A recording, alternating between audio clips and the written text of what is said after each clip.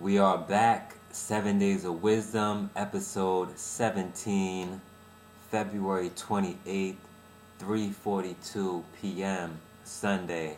Another daytime edition. This week we will be discussing embracing what's difficult, discovering our passion, and the common denominator of success. And then we will hop into the quotes of the week. Alright? So let's jump right into it. Embracing what's difficult. I posted this on my website, aloversambition.com. Let's see. February 24th. So this past Wednesday, I posted this. This was initially a video on YouTube on Ty Lopez's channel. If you don't know, I'm literally digging through each and every video on that channel to absorb as much information as I possibly can. So that's one of my tasks right now. So a lot of videos you'll probably see in the future will be via Ty Lopez's channel, and I'll just be breaking it down and extracting things that I feel might be of benefit for yourself. So I know it benefits me, and hopefully it can benefit you. So back to the topic at hand, embracing what's difficult. What do we mean by embracing what's difficult? Well, essentially, when we look at what's difficult, nobody enjoys doing what's hard. Nobody enjoys doing what's difficult. But Elon Musk once said, we get paid in direct proportion to the difficulty of the problems that we solve. So when we think about it, a lot of the people who are solving big problems, who are titans of their industry, who are thought leaders, are being rewarded significantly. So when we look at wealthy people, they contribute a significant amount of time and energy and value into the problems in which they are looking to solve. So let's look at equity for an example. I myself have a personal philosophy that goes as follows. If we put in the work and trust in ourselves, then eventually the money will catch up. So sometimes we can't look at things just for the money. We just have to put in the hard work. As we're putting in the hard work, not only are we learning everything that comes from putting in the hard work and experiencing that, but people also notice that as well. Like, man, this person's a really hard-working person, and they deserve more, essentially. So it's only a matter of time before you will get what you deserve, as long as you're putting in the hard work and trusting in yourself. You know, the key words are work and trust. Putting in that hard work, maintaining faith in our ability to do what we do, and attract new opportunities to increase our earning potential. That's how I look at it. You know, another good way to embrace what's difficult and increase our earning potential is to figure out what other people don't want to do. There are a lot of things that other people just don't want to do. I don't feel like doing it, it's too hard. And that's when you can fill that void. If you can fill in the void and say, all right, I'll do it. If you can volunteer, for example, for that, that's a way of leveraging your brand, where it's like no one else wanted to do it, so I did it. Next thing you know, that leads to other opportunities because somebody sees that you are willing to step up and take that leadership position and leadership role just to get something done. It could be the most minuscule thing, but just the fact that you took initiative to get it done says a lot. One of Ty's business mentors said, millionaires just do stuff that everyone else won't. We can look at it as being that simple. Millionaires just do stuff. Wealthy people just do stuff that other people don't. You know, it's the habits. It's the patterns that successful people develop that unsuccessful people don't, that makes a difference at the end of the day. It's a mindset, you know? It's the mindset, the ability to take action, clear out distractions, and execute on whatever needs to be executed on. That's it. When I was revisiting Sean Covey's 7 Habits of Highly Effective Teens, actually his father, Stephen Covey, is the one who, the author for the 7 Habits of Highly Effective People, but I just happen to have the one for teens. So I just read it. I was looking for something inspiring to read, and I came across a quote by Albert Ian Gray, and I'll actually revisit this as well when I talk about the common denominators of success. But what was mentioned is that all successful people have the habit of doing the things failures don't like to do.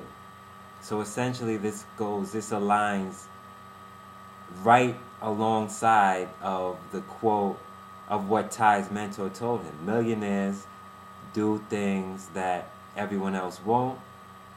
Albert Ian Gray said the same exact thing, and this is back in 1940. Successful people have the habit of doing things failures, quote unquote, failures, unsuccessful people don't like to do.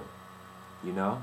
The only difference is no one likes to do it, but the people who end up doing it, the disliking is subordinated to the strength of their purpose. So because a wealthy person or a successful person may have a purpose behind why they're doing it, that's what allows them to do it. If someone doesn't have a purpose, they're going to be like, I don't feel like doing it. There's no point of doing it. What's the purpose, right? There's a question mark. What's the purpose? On the contrary to that, when we have a purpose, we see the purpose. It's like, we know what the purpose is, so let's just do it. Let's get it done. That's it. So a lot of it has to do with purpose. And we'll get back to that as well. And we discussed that in past videos. But a lot of it has to do with purpose. So essentially, to wrap it up, when we identify our purpose and do a little bit extra, it all begins to add up. Everything adds up. From there, it's only a matter of time before we begin to reap the rewards. It's very important that we learn to embrace what's difficult and strive for excellence while overcoming our adversities. We can all aspire to be our greatest selves. Everyone. We can all aspire to be our greatest selves. And now's the time to get up, and make it happen. So let's make it happen. Alright? This was a little bit of inspiration in regards to embracing what's difficult. Let's embrace what's difficult, embrace the hardships, learn from them, take action, and reap the benefits and rewards of working hard. Let's do that. Next up is discovering our passion. A lot of times I get the question, how do I know what I'm passionate about? How do you know? How did you know what you're passionate about? It's hard for me to discover my passion. Just a few weeks ago, I was watching a 7-hour business mastery course on YouTube, and you'll be like, how do you watch 7 hours of something on YouTube? Well, technically, I wasn't watching it. I was listening to it. I just had the phone in my back pocket. I was doing other things as well, cooking, cleaning up around the house.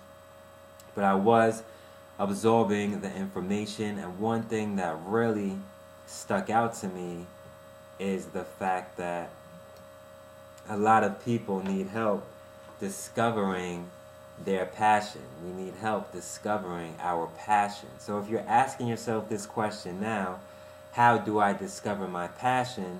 This is for you. Alright? I will do you the favor and spare you 7 hours. Number 1, we want to figure out what we're curious about. What is it that we enjoy doing? What is it that, arouses us in a certain way? So, it's important that we get out of our comfort zone. We wander around, we explore. We seek to discover new things. Steve Stout, former record exec for Columbia, he was at Sony like back in the 90s. I think he managed Nas for a little while. He said in his book, The Tanning of America, and this is one of my favorite quotes, without curiosity, there is no innovation. So think about it. Without being curious, without asking questions, there would be no innovation. There would be nothing to come of it, you know, no discoveries. So think of any innovation. Think of Apple. Think of Google. Those all started with some level of curiosity. Hands down. Guaranteed. Some level of curiosity. How can we do this? How can we make that better? How can we increase this aesthetic? How can we make the design better? You know, what can we grab from this industry to implement in our industry? All of these questions. The design thinking, you know, any kind of concept, you name it, it has been applied. It continues to be applied. So be curious, you know. In order to seek purpose internally, I feel that we must be curious externally. You know, the more we're curious about our surroundings, the more we begin to question in regards to what our meaning and calling is, and the more we can seek our purpose internally, because we're asking questions externally. Not everything can come from within, and even a lot of things that come from within start from without. It's just we're not able to tangibly make that connection. But essentially, we are socially driven human beings. So it's something from our external experience that has triggered an internal experience and has triggered us to seek purpose internally. So it's really a connection. It's a holistic connection.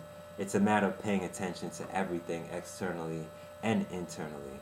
That's how I view it. So let's be a scientist. Let's poke around. Let's run experiments and tests, as Ty and his team would say.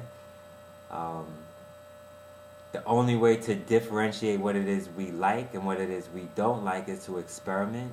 How do we know what we don't like unless we tried it? How do we know what we like unless we've tried it? So experiment. And just because we're adults doesn't mean we can't have fun and explore anymore. You know, we have to make time to explore and find what makes us, what makes us tick. Number 2, create a list. Once we've gone through the discover phase, it's important that we create a list of things that we actually enjoy. So what it is we do, what is it that we enjoy? What interests us the most? What are we interested in? Why are we interested in it? Can we invest in this as a hobby? Better yet, can we turn this into a living, something we can do for a living? These are all essential questions that we must ask ourselves. So create a list is number 2. Of course, being curious is number 1. And number 3 is asking people, what are we good at? What are we good at? What do we do good? What are our strengths? What are our weaknesses? But we don't even have to focus on the weaknesses. Just what are our strengths? What do we do good? Asking people what we do good is probably one of the best ways to identify our strengths. You know, our friends, our family. Once we know what we do good, we're able to focus more on the direction that would be most suitable for us to pursue in life. So, you know, we're able to narrow down what it is we want to pursue and zone in and target our roadmap in a way. Really get closer to the avenues that we should be navigating. For some people, discovering our passion may be difficult. For others, narrowing in on 1 or 2 things that we're passionate about may be difficult. But either way, once we know what we're good at, and once we know what we actually enjoy doing, then we're in a better position to discover our passion point. So it's one thing to know what we're good at, but what we're good at, we may not actually enjoy doing. So let's look at not only what we're good at, but also what we enjoy doing. And then once we're able to cross those points, that's our passion right there. So it's a combination of what we're good at, and it's also a combination of what we enjoy doing. So I remember me writing. There was a point where I was good at writing, but I didn't really enjoy doing it. I didn't start enjoying writing until recently, which of course now you see a lot more content, you know, a lot more written pieces. So it took me a little while to discover that. I've always been good at putting things together. For example, when I was a child, I was infatuated with architecture and construction. So this is how I found my passion. When I was a child, I was infatuated with architecture and construction. I would always just be amazed at how structures were built and developed. I love playing with Legos and just anything that connects, anything I could put together, anything that could form a finished product. Popsicle sticks, I just love. And then I grew older. I eventually gravitated into drawing, which is still a creative outlet.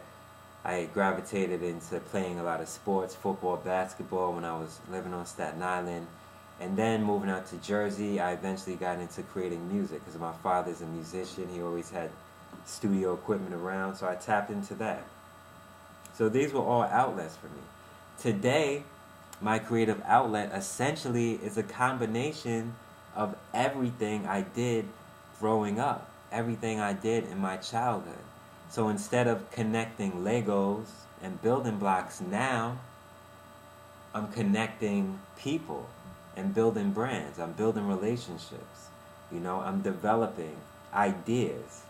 So I took everything that I was into as a child and turned it into something that I can do as a profession as an adult. So I just wanted to make that connection just so that you have an idea and a model of how you may be able to lay this out for yourself in regards to discovering your passion. So lastly, number 3, the big one, the common denominator of success. So yesterday morning I woke up. Wasn't feeling too inspired, so I decided to finish off the 7 Habits of Highly Effective Teens. The miniature version, actually. I should get it real quick.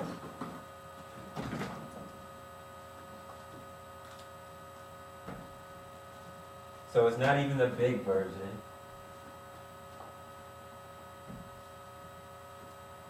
Which I'll probably read again as well.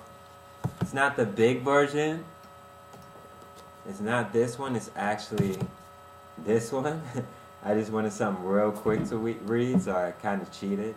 But I just wanted a little tidbits of inspiration. So I finished that off, and I came across the quote that I read earlier from Albert E.N. Gray. And, you know, once again, all successful people have the habit of doing the things that failures don't like to do. Successful people, they don't like doing them necessarily either. No one likes doing them. But the difference is their disliking is subordinate to the strength of their purpose. So just because we dislike something doesn't mean it doesn't need to be done. That's where our purpose takes precedent and tells us, all right, because we have this purpose, this needs to be done. Because we have this purpose, I don't need to be doing that. So our purpose really helps us to identify what's most important, what needs to be done in alignment with our calling, our purpose, our meaning. Whatever doesn't align with our purpose, we don't need to be doing. And a lot of times, it's the nonsense stuff that most people get caught up in, that people with purpose don't necessarily get caught up in because they understand it doesn't align with their purpose, so they avoid the pitfalls. However, when we don't have a purpose, we're more inclined to get sucked into pitfalls because we don't know how to navigate as well as when we do have a purpose and a calling. So essentially, there is a 6-page piece entitled The Common Denominator of Success. You can get this online. You can get this on my website. I have a link to it. I'll add it in the resources. You can check out the article. It's a 6-page article entitled "The Common Denominator of Success." I perused through it, and I pretty much just picked out 4 main points that I feel we can all benefit from. So, let's see. The first point, and just a quick disclaimer. When we talk about success and unsuccess, some people may take offense. So I do not mean to demean or patronize anyone by saying unsuccessful or failure. Our purpose here at A Lover's Ambition, my purpose definitely is to just publish purposeful and meaningful and thought-provoking content to enlighten and inspire people. So if you take offense, please do not take offense. I just want to get this message across. So that's a quick just disclaimer. So the 4 points we're going to go over are embracing what's difficult, which we kind of did already, focusing on accomplishing results, having a growth adaptability mindset, and forming purposeful habits. So as I mentioned, we pretty much went over embracing what's difficult. It's just forming habits of doing things that other people don't want to do, and knowing that success is really something not achieved by the majority of people. It's achieved by the minority of people, so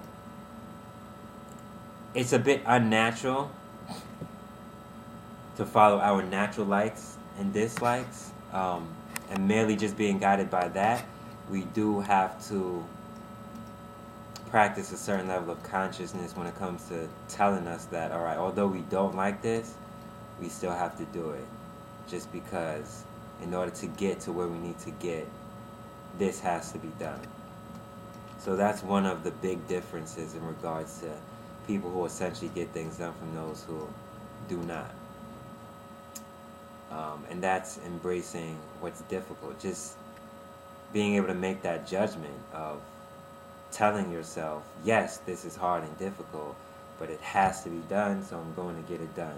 Number 2, focusing on accomplishing results. So by doing things we do not like to do, we accomplish things we want to accomplish. For example, successful people are influenced by the desire for pleasing results.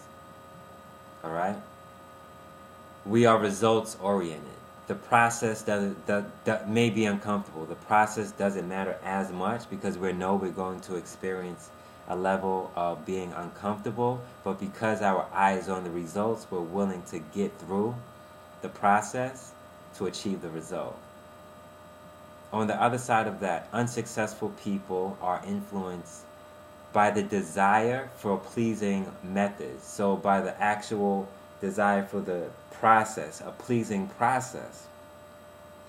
So they're not willing to go through the process of something being difficult, therefore they want the process to be pleasing. And as a result, they tend to be satisfied with whatever results are obtained just by doing something that's pleasing. Going through a pleasing process typically does not yield impactful results. So that's one of the differences between the successful and unsuccessful. Why are successful people able to do things they don't like to do while unsuccessful people are not? Successful people, once again, have a strong purpose, a purpose that's strong enough to allow them to form the habits that enable them to do what's difficult in order to accomplish the ultimate purpose. In other words, once we find our why we're doing something, then we're able to use that why and trigger our what in regards to what we do and make the impact through what we do, which is determined by our purpose. So There are a lot of different levels to this, a lot of levels, but ultimately, successful people are comfortable with being uncomfortable in regards to achieving results. Unsuccessful people want to be comfortable in the process of achieving whatever results they yield, and most of the time they're satisfied. Just because the process was comfortable, whatever happens, they're satisfied. So that is focusing on accomplishing results. It's pretty much the difference between being results driven or process driven. And there's some people who are process driven and results driven, but that's just a general outline. Number 3, having a growth adaptability mindset. Ty's team talks about this all the time. It's easier to adjust ourselves to the hardships of a poor living than it is to adjust ourselves to the hardships of making a better one. Being comfortable. It's hard being broke. Some people aren't willing to break out of that, though. It's hard striving to be very wealthy. Who's willing to make those strides? Think of all the things we're willing to go without, all right, in order to avoid doing the things we don't like to do. So it's like, all right, should we make cuts or should we just work harder to get what we want? You know? It's like, oh, you know, I have to cut my finances. Or you can say, I just need to work harder to get more money so that I can afford everything that I need to afford. It's all mindset. It's all mindset. We can either work hard to get what we want, or we can stay where we are and just cut things out of our life. That's pretty much what that's saying, having a growth adaptability mindset or fixed mindset. If you have a growth adaptability mindset, then you strive, we strive for more. We're always striving for more. Alright? And once again, that's triggered by purpose. Purpose is the main theme here, obviously. That's what's driving everything in regards to what we do, the decisions we make, the people we choose to hang around. Purpose driven. Everything is purpose driven. Lastly, number 4, forming purposeful habits. Every single qualification for success is acquired through habit. People form habits and habits form futures. If we do not deliberately form good habits, then unconsciously we will form bad ones. Think about that. If we do not deliberately form good ones, unconsciously, by default, we will form bad ones. So, we are the kind of people we are because we have formed the habit of being that kind of person. Ask yourself, what kind of person are you? What kind of habits have you formed? The only way we can change is through habit. Every success there must be, behind every success there must be a purpose, and this is what makes purpose so important to our future. It's important that we do not allow our future to solely depend on circumstances in which we have no control. Rather, our future should depend on our purpose in life. This is extracted from the 6-page Albert Ian Gray article. 6-page article. So these 4 points are all extracted right from the article. It's written in 1940. We can still apply all of these strategies, all of these techniques right now, today, in today's modern world. So let's embrace what's difficult. Let's focus on accomplishing results. Let's have a growth adaptability mindset. Let's form purposeful habits. If you need to revisit this at any time, feel free to check out the blog, the website, aloversambition.com. Feel free to check me out online, Aquaus Kelley. You can just Google me, Aquaus Kelley, and you know, we would love for you to just check the site out, soak up all the information and knowledge. We do this for you. It's a resource. We want this to be a community of resources where we just share knowledge so that we can all become better at whatever we love to do, and set one another up for success to achieve our most passionate aspirations. So let's get in to the quotes of the week. Tuesday, 23rd. Sean Covey, 7 Habits of Highly Effective Teens. Reactive people make choices based on impulse. If life shakes them up a bit, the pressure builds and they suddenly explode. Proactive people make choices based on values. They are calm, cool, and in control. I love that quote, and it's very true. You're reactive, people push your button, you explode. Calm, cool, collective, you're okay. You know how to handle situations. So yeah, Sean Covey, 7 Habits of Highly Effective Teens. Next quote. There is something that we can learn from every person we meet. Sometimes it's learning what we should do. Sometimes it's learning what we shouldn't do. And this was Thursday, the 25th. I forgot what I was thinking when I said that. But yeah, Thursday. Next quote, be quick but don't hurry. John Wooden, legendary basketball coach. Pretty much what I take from that, and I discuss this with my boy Thomas as well, is hurrying usually implies that we are in a rush. We don't want to be in a rush, all right? We don't want to hurry. We rush when we don't have enough time or when we are behind on a particular task. So rushing is bad. No one wants to hurry. No one wants to rush. However, being quick implies that we are fast to take action. So it's important to be quick, know when to take action, know when to be quick. So that's what I take from that. Be quick, but don't hurry. John Wooden. Next, efficiency is about the process. Effectiveness is about the result. It's pretty self-explanatory. Efficiency, being efficient is about the process, how we go about doing something. Effectiveness, how effective we are, is about the end result. All right, was this effective? Was this not effective? So putting those two together, I always tell people that I like to be efficient and effective. I like to have a process about going and doing things in an efficient manner, and I want to make sure the end result is effective. So efficiency is about the process, effectiveness is about the result. My lips are mad chat right now. Repetition can be either negative or positive depending on our daily actions. That's something that was co-authored actually by me and my boy Thomas on Thursday night. We were going over a few things, and somehow we got in the middle of creating a quote, and we're like, we are not stopping or getting off this phone until we have this quote. So we were just putting words together until it sounded right. And this is the final product. Repetition can be either negative or positive depending on our daily actions. That's it. Repetition itself is the process. We can be repetitive at doing the wrong things. We can be repetitive at doing the right things. So repetition itself isn't bad. It's a very good thing, repetition.